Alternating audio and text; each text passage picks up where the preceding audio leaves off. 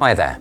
In this video we talk about air, and more specifically polluted air, which is a serious health hazard that destroys the environment and endangers future generations. Access to clean air should therefore not be a luxury but a fundamental right for everyone. In Europe, 3 out of 4 citizens live in a city. There we face congestion, noise and pollution, generating stress and adverse health effects. During summer heat waves, pollution increases and older people and those suffering from respiratory problems are in danger. Polluted air also impacts vegetation and wildlife, with almost 2/3 of Europe's ecosystems threatened by its effects.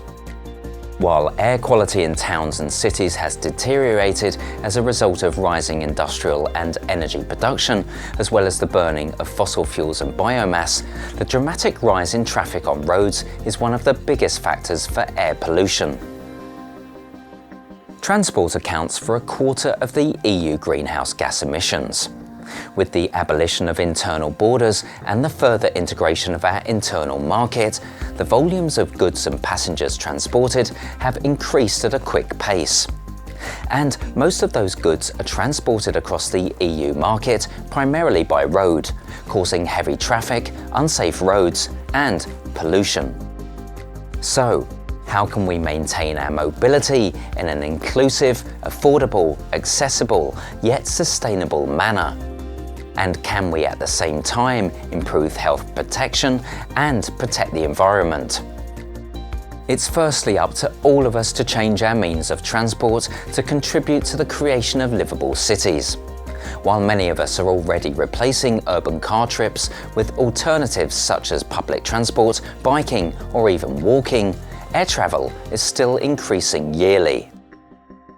Consuming less also means that less goods have to be transported across Europe or from other parts of the world.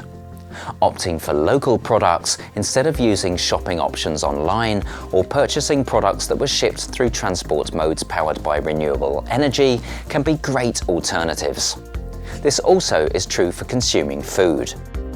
Remember, the agricultural sector is one of the biggest polluters in the EU. So that's what each of us can do for a start. But to shift the entire EU to a mobility system that puts people's health before profits, we need our political leaders on the EU and national level to take action. Firstly, air quality standards are lagging behind what is recommended by experts for protecting people's health. We need legislation in line with the suggestions of the World Health Organization. With positive examples from all over the EU, we know that urban planning can be done in a way that provides for an inclusive, safe, sustainable, resilient, and prosperous space for all. We can do this by giving priority to zero and low emissions transport, limiting access of personal cars to urban centres, while increasing the space for bikes and pedestrians. But the planning must also make sure that a decrease in car use does not come with a limitation of access to rural areas for those who don't own a private car anymore. We also need our political leaders to stop, directly and indirectly, subsidising road and air travel, but rather to invest in a mobility system that has little to no impact on the environment. This means a system based on interoperability, intermodality, and interconnectivity of different modes of transport, and more public investments in railroads and cross-border links, including night trains. It cannot be that in the EU it is often 3 to 4 times more expensive to take a train rather than a plane. So hey, let's stop tax breaks, such as tax exemption on kerosene, which are giving competition advantages to the air travel industry. And finally, as we have seen from the recent Dieselgate scandal, pollution by vehicles is not controlled seriously enough, and companies are not held accountable. We need better testing procedures, but also higher fines and penalties for those who bend the rules.